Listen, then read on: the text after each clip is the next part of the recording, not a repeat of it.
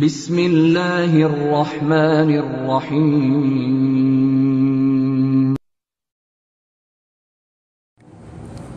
ওয়ালাইকুম আসসালাম রহমতুল্লাহি ওয়া বারাকাতুহু। ভাই প্রশ্ন করেছেন যে ঈদের নামাজের সঠিক হাদিস অনুযায়ী কয় তাকবীর দিতে হয়। ভাই আসলে আবু দাউদ শরীফে বর্ণিত হয়েছে রাসূল করিম সাল্লাল্লাহু আলাইহি সাল্লাম ঈদের নামাজ পড়লেন, প্রথম রাকাতে 7 তাকবীর দিলেন তাকবীরে তাহরিমা সহ, আর দ্বিতীয় রাকাতে 5 তাকবীর দিলেন।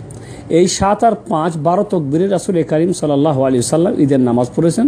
এটা সঠিক হাদিসে প্রমাণিত। বাকি অন্যান্য যে আরও সংখ্যা রয়েছে 6 তাকবীর 9 তাকবীর ইত্যাদি, এগুলা মাযহাবীর মতান্তরের কারণে আলেমদের মধ্যে কিছু বিভেদ সৃষ্টি হয়েছে, যার কারণে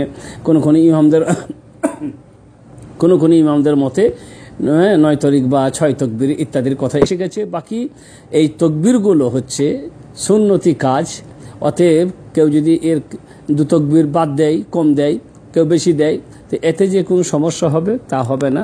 তবে সঠিক তরিকা যেটা প্রমাণিত রাসূল করিম সাল্লাল্লাহু আলাইহি ওয়াসাল্লাম থেকে, সেটা হচ্ছে 7 তাকবীর আর 5 তাকবীর 12 তাকবীরে রাসূল করিম সাল্লাল্লাহু আলাইহি ওয়াসাল্লাম ঈদের 2 রাকাত নামাজ পড়েছেন।